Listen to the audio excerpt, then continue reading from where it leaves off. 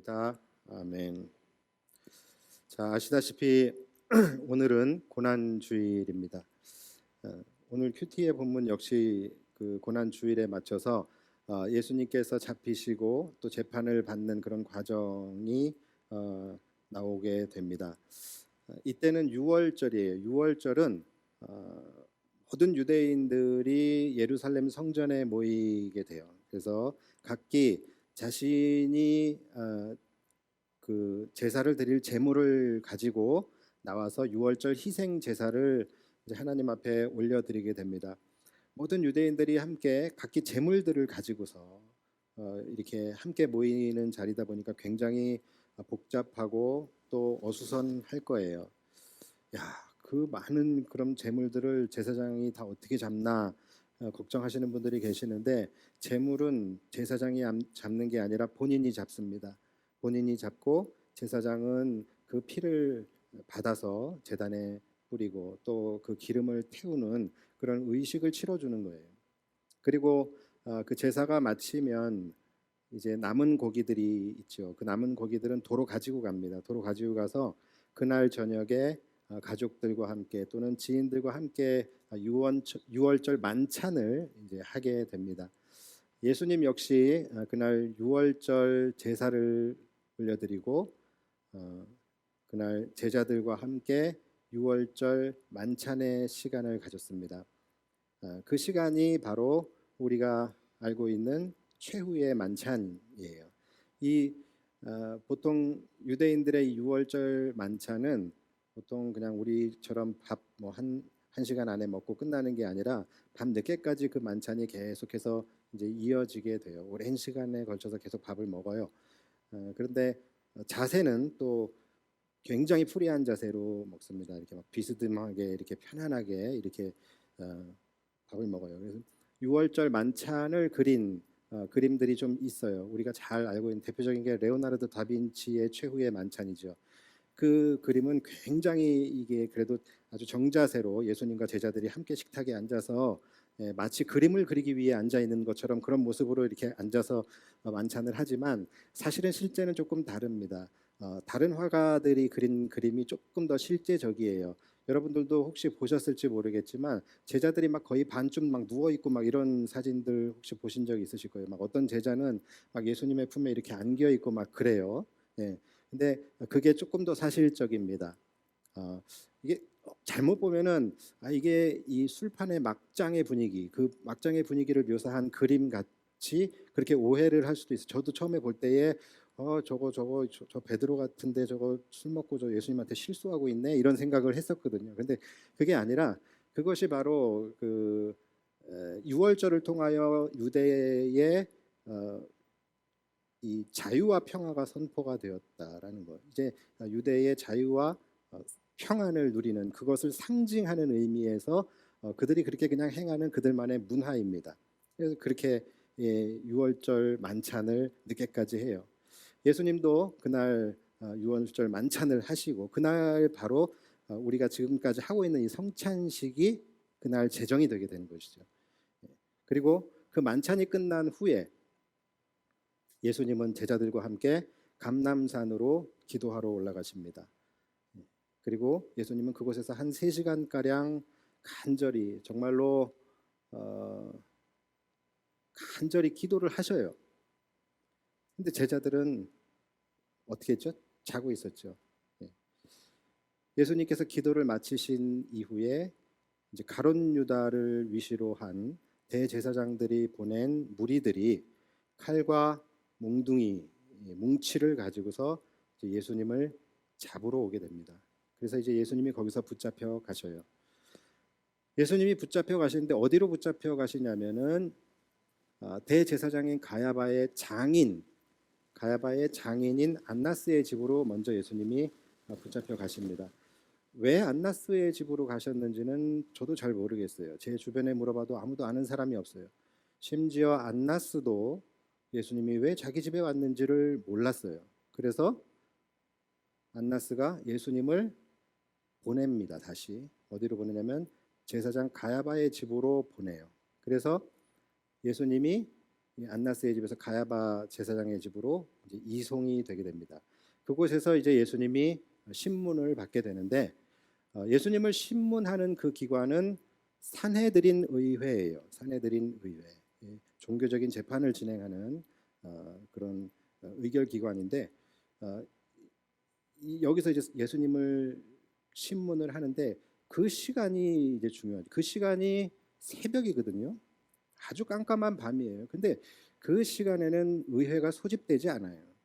더더군다나 6월절 명절에는 의회가 소집되지 않습니다. 그러니까 한마디로 불법인 거예요.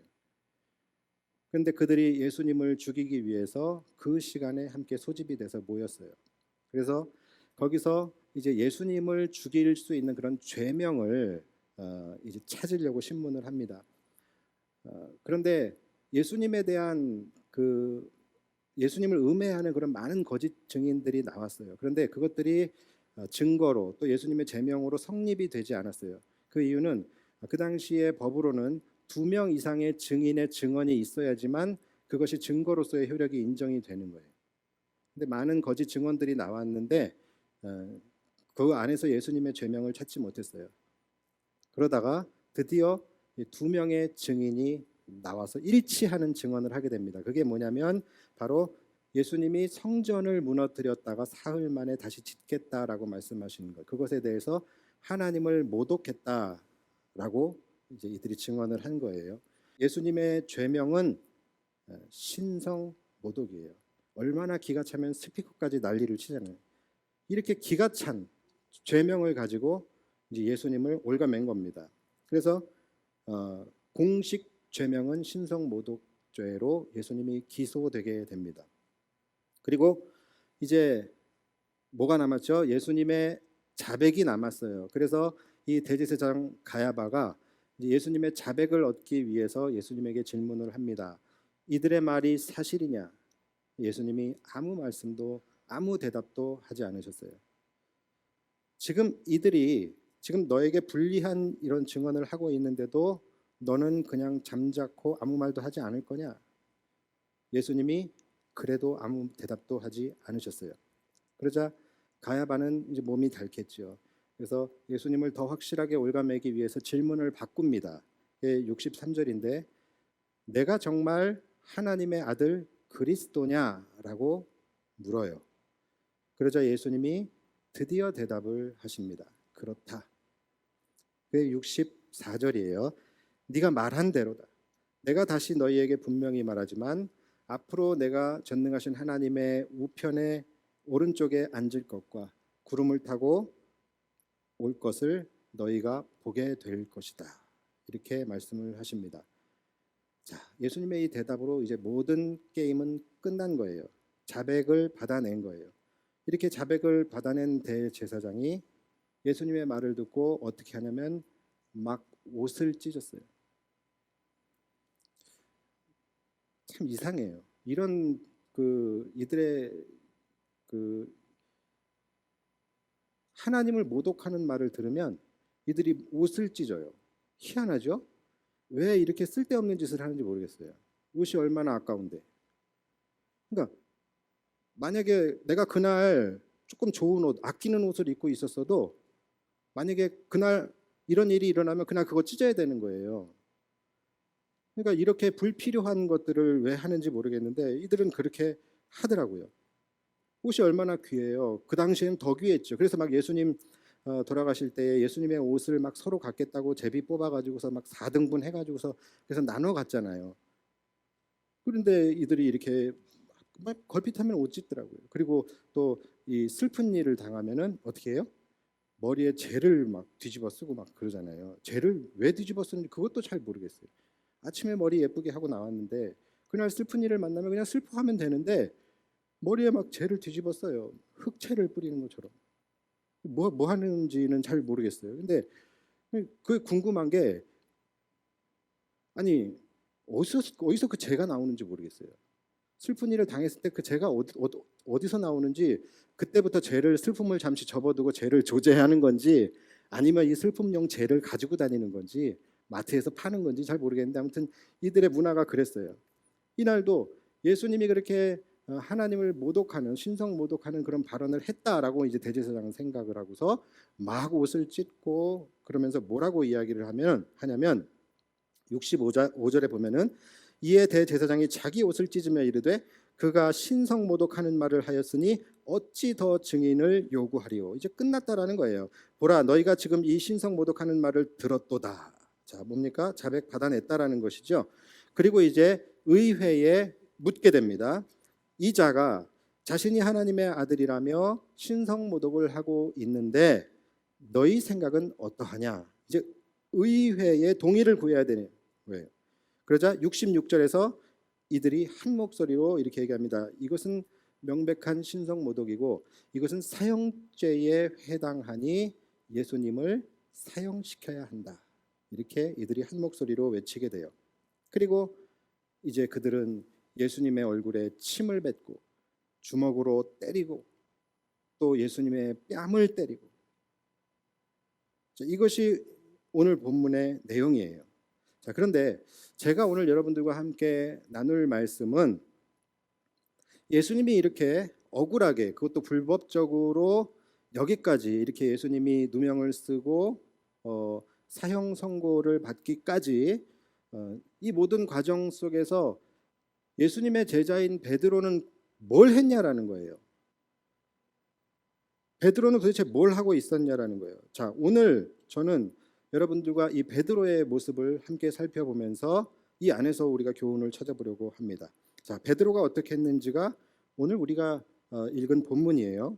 57절 58절인데 예수를 잡은 자들이 그를 끌고 대제사장 가야바에게로 가니 거기 서기관과 장로들이 모여 있더라. 베드로가 멀찍이 예수를 따라 대제사장의 집들에까지 가서 그 결말을 보려고 안에 들어가 하인들과 함께 앉아 있더라. 자, 베드로가 어떻게 했다고요? 그렇죠. 문맥을 잘 이해하신 분들은 딱 포인트가 뭔지를 잡아내시는 거예요. 지금 멀찍이 예수를 따라갔대요. 자, 여러분 그러면 이 멀찍이가 어느 정도일까요? 그리고 멀찍이라는 말이 의미하는 것이 뭘까요? 예수를 안 따라간 거는 아니에요. 안 따라간 거는 아닌데 따라가기는 했는데 멀찍이 따라갔대요. 왜 베드로는 멀찍이 따라갔겠어요? 사회적 거리두기 때문에? 아니지요. 왜 멀찍이 떨어졌을까요? 여차하면 튀려고. 여차하면 튀려고. 뭔가 돌발적인 상황이 생기거나 아니면 자기에게 어떤 위협적인 상황이 생겼을 때는 언제든지 아닌 척할 수 있는, 언제든지 도망갈 수 있는 그 거리를 유지하며 주님을 쫓아가는 것. 이것이 바로 멀찍이 따라갔다라는 말의 의미가 되겠죠. 한마디로 베드로는 예수님에 대하여 선긋기를 할 준비를 하고 있었던 거예요. 선긋기를 하려면 그러면 그냥 화끈하게 그냥 해버리지. 다른 제자들처럼 아예 확 그어버리고서 그냥 도망을 가버리든지. 왜 선긋기를 할 준비를 하고 멀찌감치 예수님을 따라가냐라는 것이죠. 왜 그랬을까요? 베드로는 그래도 예수님이 주님이시고 예수님이 그리스도시고 살아계신 하나님의 아들이라는 것을 그는 그래도 알고 있고 믿고 있었어요. 그래서 예수님을 일단 따라는 간 거예요. 그것은 사실입니다. 그러면 그걸 알았다고 한다면 그래서 따라가는 거라면 바짝부터 따라가야지. 왜 멀찌감치 거리를 두고 따라가냐라는 것이죠. 왜 그런 걸까요? 그는 주님이 하나님의 아들이라는 것은 알고 있었지만 그 주님을 위해서 내 목숨까지 버릴 용기는 없었던 거예요. 그는 분명히 주님을 사랑했어요. 사랑한 거는 사실이에요. 그러나 주님의 고난에 함께 동참할 만큼 주님의 십자가를 같이 지고 갈 만큼 주님을 사랑했던 것은 아닌 거예요. 그것은 사랑이 없는 게 아니라 용기가 없었던 것이 아닐까요? 여러분, 용기는 사랑에서 나오는 거예요. 아무리 겁쟁이인 부모라 할지라도 자식을 위해서라면 불구덩이에도 뛰어들고 물속에도 뛰어들고 차도에도 뛰어들 수 있는 것. 그 용기가 어디서 나오는 거예요? 바로 사랑에서 나오는 거예요. 사랑하면 용기가 생기는 겁니다. 그는 결국 예수님보다는 자신을 더 사랑했던 것이죠. 그리고 자신을 지키기 위해서 최소한의 안전을 보장받을 수 있는 그 거리를 두고서 멀찍이 떨어져서 간 거예요. 여차하면 아닌 척하려고, 여차하면 선을 그어버리려고. 자, 그런데 여러분, 이렇게 주님과의 멀찍이 거리두기, 자, 이것을 하는 것은 단순히 그냥 자기 방어를 위해서 하는 것만은 아니에요. 이 안에는 또 다른 의미가 하나가 있습니다. 그것이 뭐냐면 바로 기회주의예요. 기회주의. 베드로의 그 행동 속에는 여차하면 내가 튄다, 이런 여차하면 튀는 목적도 있지만 여차하면 붙을 목적도 있는 거예요.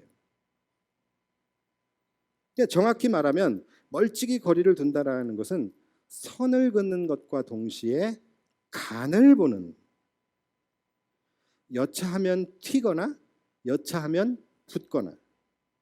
그래서 회색지대에 있는 사람들을 우리가 기회주의자라고 하는 거예요. 만약에 예수님께서 가야바 공정에서 그렇게 억울하게 이 누명을 받으시고 예수님이 못 참으셨어요. 그래서 아니 이놈들이 내가 누군지 알고 하면서 하늘에서 12군단을 소환하셨어요. 그래서 이들을 막 격파시키고 이들을 막 꽁꽁 결박시켜서 예수님의 앞에 무릎을 꿇고 벌벌 떨게 했어요. 자, 그럴 때 베드로는 어떻게 할까요? 여전히 멀찍이 예수님과 거리를 두고 있을까요? 아니겠죠. 여차하면 어떻게 하려고? 붙으려고. 아마 그런 상황이 되면 베드로는 막 갑자기 막 숨찬 척, 막 헐레벌떡 뛰어오는 척, 막 예수님에게 막 와가지고서 예수님, 예수님, 막 예수님을 살피면서 어디 괜찮으십니까? 다친 데는 없으십니까? 제가 예수님 구하려고서 원래는 진작 왔어야 되는데 저기 갈릴리 인터체인지에서 제가 잘못 빠져가지고서 30분 동안 제가 헤매다가 이제 도착했어요. 예수님 이제 제가 왔으니까 이제 걱정하지 마세요. 그놈들 어디 있습니까? 막 이러지 않겠어요? 다 알고 안 오고, 다 알고 안 오고. 그러니까 이 베드로가 멀찍이 거리를 유지하면서 따라간 이유는 선을 그음과 동시에 간을 보기 위해서 거리를 두었던 거예요. 실제는 어떻게 됐죠? 붙었나요? 떨어졌나요? 여차하니까 떨어져 버렸어요. 같이 불 쬐고 있던 자들 중에서 여종 하나가 베드로를 알아봤어요. 그래서 의심하고 추궁하기 시작하니까 베드로가 어떻게 합니까? 저주하고 예수님을 3번이나 부인을 하고 튄 거예요. 그래서 여러분, 중립 좋아하지 마세요. 중립, 중도인 사람들 조심해야 합니다. 지금은 여러분들 곁에, 지금은 여러분들 편에 서 있을지 모르지만 언제라도 저쪽 편으로 갈 수 있는 사람들이 바로 중도, 중립이에요. 이 회색을 좋아하면 안 되는 거예요. 회색이 지금은 얼핏 보면 하얀색에 가까운 것 같지만 이놈은 언제든지 검은색으로 바뀔 준비가 되어져 있는 색이 바로 회색이에요. 그래서 회색이 영어로 뭡니까? 그레이잖아요. 이게 그레이 자식아 그렇게 살아라. 그래서 그레이인 거예요. 죄송합니다. 그런데 문제는 우리들 중에도 예수님과 이렇게 멀찍이 간격을 두고 떨어져서 이 영적 회색지대에서 신앙생활을 하시는 분들이 생각보다 많이 있다라는 거예요. 이 사회적 거리두기가 시행이 되니까 그와 함께 영적 거리두기까지 함께 하는 사람들이 너무나 많이 있어요. 그들이 예수님 안 믿는 거 아닙니다. 예수님이 그리스도시고 하나님의 아들이라는 것을 그들도 알아요. 믿어요. 그리고 주님을 사랑하기도 해요. 그러나 결국은 그 주님보다 자기 자신을 더 사랑하는 거예요. 주님의 고난에 동참하고 주님과 함께 십자가를 지고 싶은 마음은 없는 거예요. 그래서 예수님은 믿되 나의 안전도 보장되어질 수 있을 만큼의 그런 안전거리를 계속 유지하면서 멀찍이 거리를 두고 간 보는 신앙생활을 하는 성도들도 많이 있다라는 거예요. 여차하면 붙고 여차하면 떨어지려고. 그래서 그런 분들을 보면은 신앙의 기복이 있어요. 상황에 따라서 신앙의 기복이 생길 수밖에 없는 거예요. 내가 상황이 좋을 때는 주님께 바짝 붙어 있습니다. 그래서 정말로 신앙생활도 열심히 하고 또 그렇게 하나님 앞에 충성된 일꾼이 없는 것처럼 보여요. 그러나 또 여차하면 내가 어려워지고 내가 하나님 앞에 섭섭한 것이 있고 하나님이 내 기도에 응답해 주시지 않고 그러면 언제든지 선을 그어요. 떨어지는 거예요. 근데 이렇게 왔다 갔다 하는 것의 가장 중요한 요인이 뭐냐면은 바로 나예요, 나.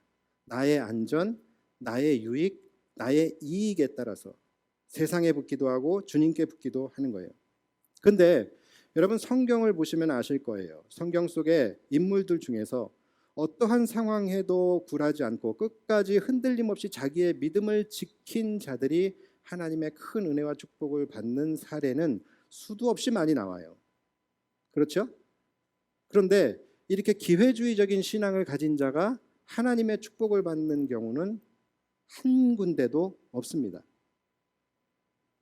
하나님이 그만큼 싫어하세요. 차든지 덥든지 하나만 하라 그러세요. 직장에서도요. 내가 여차하면 그냥 이직해야지. 여차하면 그만둬야지. 여차하면 그냥 옮겨야지라는 마음을 가지고서 일정한 거리를 두고 직장 생활을 하는 사람들 보면은 결국에는 반드시 떠납니다. 결국에는 반드시 이직을 하게 되어져 있어요. 그쪽의 개연성을 두고 열어놓고 있기 때문에 그쪽으로 가게 되어져 있어요. 그런 상황이 오기만 하면. 교회도 마찬가지예요. 내가 이 교회 그냥 여차하면 옮겨야지. 집 앞에 다녀야지. 교회 이사 가면 내가 그냥 다른 교회에 나가야지. 이런 마음을 갖고 있는 성도들은요. 결국은 가세요. 그건 잡을 수가 없어요. 나가신 분들을 달래고 설득해가지고 다시 오시잖아요. 또 있다가 가셔요. 그건 그쪽으로 개연성을 계속 열어놓고 있기 때문에 그런 거예요. 열어놓고 있기 때문에 이쪽으로 나갈 수 있는 환경만 조성되면 무조건 가는 겁니다. 여러분 이게 중요한 것이 우리의 신앙이 그렇다라는 거예요. 우리의 신앙이 회색지대에서 이쪽으로도 열어놓고 이쪽으로도 열어놓고 있잖아요. 그러면 우리가 살아갈 때 어떤 상황을 만났을 때에 그 상황이 되면은 우리는 물론 예수님께 붙을 때도 있겠지만 반드시 떨어질 때도 있어요. 그래서 많은 사람들이 신앙생활을 하다가 정말로 예수님을 저버리고 신앙의 바닥을 드러내는 그런 경우들이 많이 있죠. 근데 되게 조심하셔야 돼요. 왜냐하면 우리가 신앙의 바닥을 드러낼 만큼 그렇게까지 우리가 하나님과 멀어지게 되면은 그거 다시 회복하는 것이 굉장히 어렵습니다. 심지어 회복하지 못하는 성도들도 많아요. 그렇기 때문에 우리는 그러한 여지를 주지 말아야 됩니다. 절대로 신앙의 회색지대는 우리는 그쪽으로 갈 수밖에 없어요. 그래서 이 영적 거리두기가 얼마나 위험한 것인지를 우리가 알아야 합니다. 그러니까 이 거리두기 신앙은 절대 하지 마세요. 믿으려면 바울 사도처럼 화끈하게 믿으시기 바랍니다. 아멘? 정말로 그러셔야 돼요. 바울 사도가 한 번 예수님 다메섹에서 만나고 그 다음부터는 아예 이쪽으로는 쳐다보지도 않잖아요. 화끈하게 그냥 주님만 믿고 주님만 바라보고 가는 거예요. 그게 신앙이에요.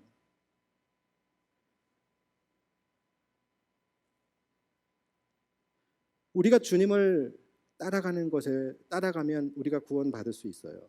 그러나 우리가 하나님의 은혜를 입는 삶, 하나님의 축복을 받는 삶은 주님을 따라가는 데서 결정나는 것이 아니라 주님과의 거리에서 결정이 나는 거예요.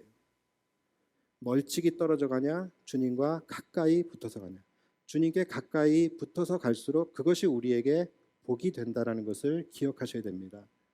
그래서 시편 73편 28절에 하나님께 가까이함이 내게 복이라. 믿어도 적당히 믿어. 이런 말들 많이 하잖아요. 많이 듣잖아요. 근데 여러분 이 말 굉장히 조심해야 돼요. 믿어도 적당히 믿어. 이게 무슨 말이냐면 하나님과 거리 두란 얘기거든요. 적당한 거리를 두고 그렇게 믿으라는 얘기인데, 여러분 거리를 두고 멀찍이 쫓아가게 되면 물론 어슴풀에 주님이 어디로 가시는지를 보고 따라갈 수는 있겠죠. 그러나 그것은 맹목적으로 따라갈 뿐이지 주님과의 교통함은 없는 거예요. 주님과의 신령한 교제는 이루어질 수가 없는 거예요. 여러분 교통과 교제와 교감은 가까이 있을 때만 가능한 것입니다. 그렇죠? 사실 우리 모두 다 축복받고 싶어요. 근데 축복받는 비결, 우리가 삶이 풍요로워지고 평안할 수 있는 비결, 또 우리의 영혼이 안전할 수 있는 비결이 있다면 뭡니까? 우리가 그저 삶 속에서 하나님의 뜻을 따라 살고 하나님의 뜻을 이루어 드리고 하나님을 기쁘시게 하는 삶을 살 때에 우리의 영혼이 가장 안전하고 우리의 삶이 가장 풍요로워지고 평안해질 수 있는 것 아닙니까? 그거는 믿지요. 그거는 믿으시죠? 아니에요? 저 이러면 삐져요. 그렇잖아요. 그것 때문에 여러분 지금 하나님 믿는 거잖아요. 그러면 우리 삶에서 가장 중요한 게 뭐예요? 하나님의 뜻이 무엇인지를 아는 것이고 하나님이 기뻐하시는 것이 무엇인지를 아는 거예요. 그걸 알아야 그렇게 살 수 있잖아요. 그러면 하나님의 뜻이 무엇인지를 알고 하나님이 기뻐하시는 것이 무엇인지를 아는 사람은 누가 알 수 있어요? 그분과 가장 가까이 있는 사람이 알 수 있는 거예요. 그분과 계속해서 교통하고 신령한 교제를 나누는 사람만이 하나님의 뜻이 무엇인지 하나님이 기뻐하시는 것이 무엇인지를 알 수 있다라는 거예요. 이것이 우리가 주님을 가장 가까이서 따라가야 하는 가장 큰 이유예요. 주님과 신령한 교제를 이어가는 사람만이 그것을 알 수 있는 거예요. 여러분 정치하는 사람들 보면은 대통령의 의중을 알고 싶거나 대통령이 뭘 좋아하는지를 알고 싶을 때 누구한테 찾아갑니까? 비서실장한테 찾아가죠. 왜 그래요? 비서실장이 가장 주님이 아니라 대통령과 일거수일투족을 함께하는, 그렇죠? 대통령과 가장 밀착해서 가장 가까이 있는 사람이 그 사람이잖아요. 실제로 비서실장은 대통령의 의중을 잘 알고 있어요. 그리고 대통령이 무엇을 좋아하는지, 그 취향, 무엇을 좋아하지 않는지, 어떤 음식을 좋아하는지 이런 걸 다 알고 있단 말이에요. 그래서 여러분 비서실장의 파워가 센 거예요. 여러분들이 하나님과 가까우면 가까울수록, 그래서 하나님을 아는 지식이 충만해지면 충만해질수록 그것이 다 여러분들의 파워가 되는 거예요. 여러분들의 삶의 능력이 된다는 거예요. 하나님을 안다라는 것. 그것이 뭐예요? 하나님의 뜻이 무엇인지, 그분이 무엇을 기뻐하시는지를 아는 것. 그것이 하나님을 아는 지식 아닙니까? 그러니까 우리가 하나님을 안다라는 것, 이것이 물론 성경에 이미 지금 나왔죠. 우리에게 지금 계시되어져 있는 이 성경을 의미하는 것도 있지만 또 이 말씀을 중심으로 해서 그때그때 내 삶의 상황 속에서 우리에게 부어주시는 생각, 또 우리에게 말씀해 주시는 그분의 뜻, 또 내가 이런 상황 속에서 어떻게 하길 하나님이 원하시고 바라시는, 하나님이 기뻐하시는 것이 무엇인지를 그때그때 우리에게 성령님을 통하여 알려주시고 말씀해 주시는 그런 것들이 있잖아요. 이런 것들은 그분과의 이 성령님과의 교통함과 교제함이 있으려면은 주님과 가까이 있어야 된다는 거예요. 멀찍이 떨어져서 따라가는 삶은, 그 삶에는 그러한 지혜와 계시의 영이 부어지지 않는 거예요. 제가 여러분들에게 계속해서 강조하고 여러분 반드시 이거 사모하셔야 됩니다라고 한 게 뭐예요? 바로 지혜와 계시의 영이잖아요. 그분과 가까이 함으로 그분께서 나에게 모든 상황 속에서 내 안에서 말씀해 주시고 내 삶을 인도하시는 그 지혜와 계시의 영. 오늘 본문에 나오는 대제사장들 한번 보십시오. 이들은 제사장이에요. 제사장. 제사장임에도 불구하고 전혀 하나님의 뜻과 하나님이 기뻐하시는 것이 무엇인지를 알지 못하는 사람들이었어요. 영적으로 그냥 어두워진 영적 장님과 같은 자들이었어요. 생각해 보세요. 만약 이들이 하나님과 날마다 신령한 교제를 나누고 늘 하나님 곁에서 하나님을 잘 섬기면서 그분의 뜻을 날마다 청종하는 자들이었다라고 한다면 과연 이들이 예수님을 못 알아봤을까요? 예수님이 누군지 몰랐을까요? 하나님의 뜻이 뭔지 몰랐을까요?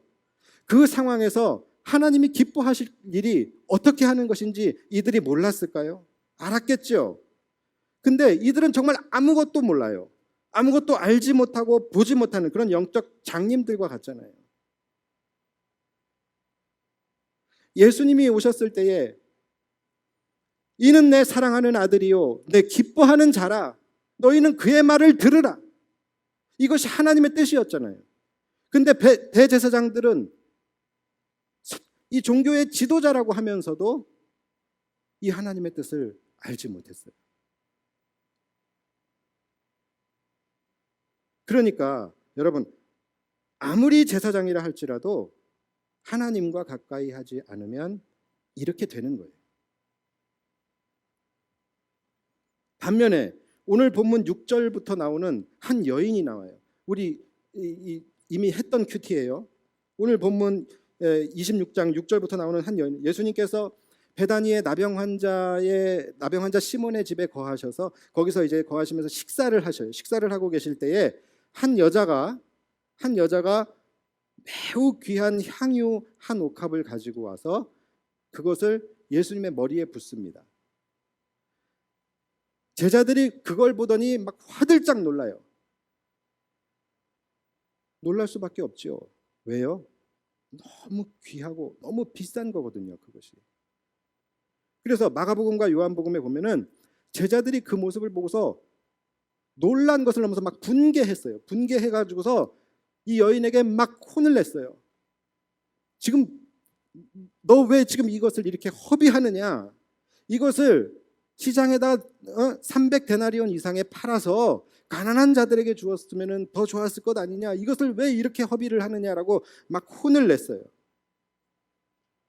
여러분 이 300데나리온 이상에 팔 정도의 가치, 이게 어느 정도냐면 우리가 달란트 비유 때 아시겠지만 1데나리온이 얼마죠? 일반 노동자의 하루 품삯이에요. 300데나리온이면 300일이죠. 그러니까 1년 한 사람의 1년 연봉이에요. 그만큼 큰 가치를 가지고 있는, 그만큼 비싼 이 향유 옥합을 깨트려서 그냥 주님의 머리에 부은 거예요. 오늘 본 이 마태복음에도 제자들이 분개를 해요. 왜 분개했을까요? 오늘 본문 8절에도 보면은 제자들이 보고 분개하여 이르되 무슨 의도로 이것을 허비하느냐? 이것을 비싼 값에 팔아 가난한 자들에게 줄 수 있었겠도다 하고는. 지들 것도 아닌데. 지들 걸 그렇게 했으면 분개할 만하죠. 지들 게 아닌데도 왜 분개를 했을까요? 여러분 이 마음 설명할 수 있으시겠어요? 설명은 못하겠지만 이해는 하시겠죠. 똑같으니까. 우리도 똑같으니까. 영화 보면은 이 악당들의 이 검은 돈 있잖아요. 이 검은 돈 막 수십억이 들은 이 현금 가방을 주인공이 그것을 막 보는 앞에서 이 빌딩 옥상에서 막 떨어뜨리 부어버리죠. 그럼 막 하늘에서 막 이 5만 원권들이 막 후두두둑 떨어져요. 비처럼 막 떨어져. 막 밑에 있는 사람들은 이게 웬 떡이냐 하고서 막 눈이 막 뒤집혀서 막 돈을 막 줍지요. 차도에 막 떨어지니까 차들이 막 운전하다가 세워놓고서 막 돈을 주세요. 여러분 지금 그런 모습을 보면은 어떠세요? 마음이 통쾌하세요? 악당들의 돈이 그렇게 뿌려지니까 막 마음이 통쾌하세요? 가슴이 뻥 뚫리세요? 돈을 주는 사람들에게 야 잘됐다 축하하는 마음이 막 생깁니까? 야 뒤에도 있잖아 왜 저거 못 봐? 저거 좀 주워야지 막 이런 마음이 생겨요? 말로 설명은 안 되는데 뭔가 불편하죠. 그렇죠? 뭔가 불편해요. 아니 왜 그렇게 할까 꼭? 왜 그 돈을 꼭 그렇게만 해야 했을까? 그 자리에 내가 없는 게 막 화가 나고 그러지 않아요? 한 영화에 그런 장면이 10번만 나오면 아마 그걸 보는 사람들 암 걸릴걸요? 왠지 모르는 스트레스가 내 안에 쌓이게 되는 거예요. 제자들이 아마 그 마음이었을 것 같아요. 그걸 예수님이 아신 거예요. 예수님이 뭐라고 하십니까? 10절에 예수께서 아시고 그 이해하고 형언할 수 없는 그 마음을 아셨다라는 거예요. 그리고 그들에게 이르시되 너희가 어찌하여 이 여자를 괴롭게 하느냐? 그가 내게 좋은 일을 하였느니라. 여러분 놀랍지 않습니까? 좋은 일이래요. 그가 내게 좋은 일을 하였느니라. 무슨 말입니까? 이 여자가 나를 기쁘게 했다. 이 여자가 나를 기쁘게 했다라는 거예요. 이 여자는 하나님의 뜻이 무엇인지 알았고 이 여자는 나를 기쁘게 했다라는 거예요.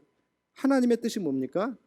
하나님이 세상을 이처럼 사랑하사 우리를 너무 사랑하셔서 하나뿐인 독생자 아들을 이 땅에 내어주셔서 십자가에 달려 죽게 하심으로 우리의 구원을 이루시는 것, 이것이 하나님의 뜻이에요. 이 여인은 그걸 알았고 그 하나님의 뜻에 묵묵히 순종하며 십자가의 길을 걸어가실 주님, 나를 대신하여 십자가에 달려 죽을 주님을 생각하니 가슴이 너무 아픈 거예요. 나 때문에 죽으실 그 주님에게 내가 무엇을 할 수 있을까? 내가 무엇을 드릴 수 있을까? 생각하다가 자신에게 있는 가장 귀하고 가장 보배로운 것을 주님 마지막 가실 때에 그 장례를 위하여 사용해야 되겠다. 그래서 그 향유를 주님의 장례를 위해서 주님의 머리에 부은 거예요. 그것을 예수님은 아셨던 거예요. 그래서 12절 뭐라고 말씀하십니까? 이 여자가 내 몸에 이 향유를 부은 것은 내 장례를 위하여 함이니라. 세상 사람들이 볼 땐 이것이 허비고 낭비였을 수도 있겠지만 이 여인의 행동이 예수님의 마음에 위로를 주었고 예수님의 마음을 좋게 하셨, 기쁘게 했다라는 거예요. 이것을 3년 동안이나 예수님과 함께 했던 제자들은 알지 못했어요. 보지 못했어요. 종교의 지도자들이라고 하는 제사장들도 모르고 못 보는 것을 이 이름 없는 여인이 알고 있었고 보고 있었던 거예요. 이 여인이 누굽니까? 요한복음에 보면 그 여인은 바로 마리아예요. 마리아 누군지 아시죠? 마르다가 음식 만드느라고 막 정신없이 분주할 때에 마리아는 예수님 앞에 딱 붙어 있었어요. 딱 붙어서 앉아서 턱을 괴고 예수님의 말씀을 청종하고 있던 그 마리아.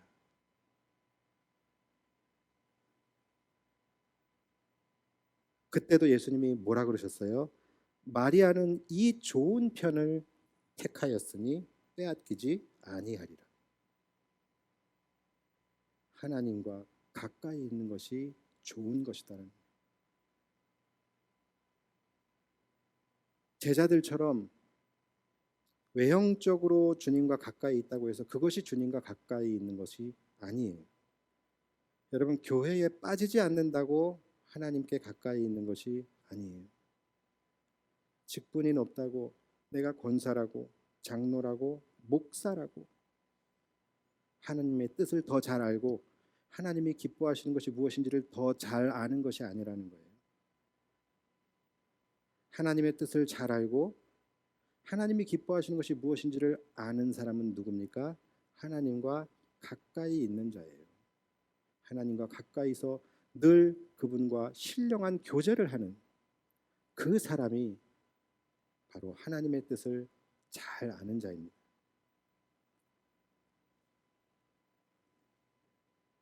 말씀 정리하겠습니다. 사랑하는 여러분, 스스로 나를 돌아보시고 스스로 생각할 때에 내가 하나님과 가깝지 않다, 내가 하나님과 지금 영적 거리 두기를 하고 있다, 이렇게 생각하신다면 섣불리 하나님의 뜻이 이걸 거야, 하나님이 이것을 기뻐하실 거야 라고 판단하지 마십시오. 내가 하나님과 거리가 있다라고 한다면 섣불리 하나님에 대하여, 섣불리 교회에 대하여 판단하지 마세요. 여러분의 그 생각이 세상적 관점에서는 합리적일 수 있습니다. 그러나 결코 그것이 하나님의 뜻이거나 그것이 하나님을 기쁘시게 하는 일은 아닐 수 있어요. 세상적인 시각으로 이 마리아, 이 여인의 행위는 진짜 말 그대로 허비이고 낭비예요. 그거 팔아서 가난한 자들에게 도와주면 더 큰일 할 수 있고 그것이 더 효율적이고 합리적일 수 있어요. 그러나 분명히 주님을 기쁘시게 했던 것은 그 여인의 허비와 낭비였다라는 거예요. 바로 그 여인이 행한 것.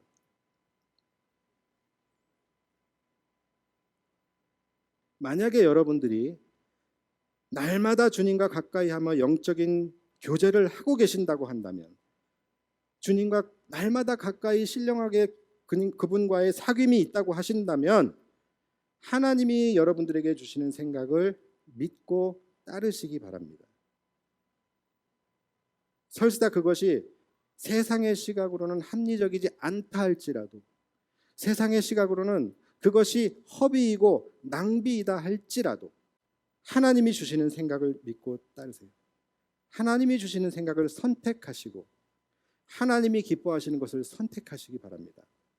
그럴 때에 여러분들의 삶이 풍요로워질 수 있는 거예요. 주님과 거리 두기 하지 마십시오.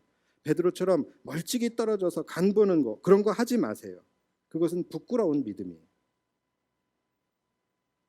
이렇게 주님과 가까이 하는 것이 너무나도 중요하기 때문에 주님은 우리에게 아예 이렇게 하라고 말씀을 하세요. 요한복음 15장 4절 보면은 내 안에 거하라 나도 너희 안에 거하리라. 가지가 포도나무에 붙어 있지 아니하면 스스로 열매를 맺을 수 없음 같이 너희도 내 안에 있지 아니하면 그러하리라. 나는 포도나무요 너희는 가지라. 그가 내 안에 내가 그 안에 거하면 사람이 열매를 많이 맺나니 나를 떠나서는 너희가 아무것도 할 수 없습니다. 예수님은 우리에게 가까이 있어라, 가까이 있어, 이것을 넘어서 뭐라고 말씀하세요? 나의 안에 거하라. 내가 너희 안에 거하리라. 나에게 붙어 있어라. 나는 포도나무고 너희는 가지이니 가지는 나무에 붙어 있어야 하니 너희는 나에게 붙어 있어야 한다. 붙어 있어야 너희가 살 수 있다. 붙어 있어야 너희 영혼이 안전할 수 있다. 붙어 있어야 너희 삶이 평안할 수 있다라는 것이죠. 말씀드렸죠. 7절 보시면 너희가 내 안에 거하고 내 말이 너희 안에 거하면 무엇이든지 원하는 대로 구하라. 그리하면 이루리라. 여러분이 주님 안에 거하신다고 한다면 주님 주시는 생각을 붙드십시오.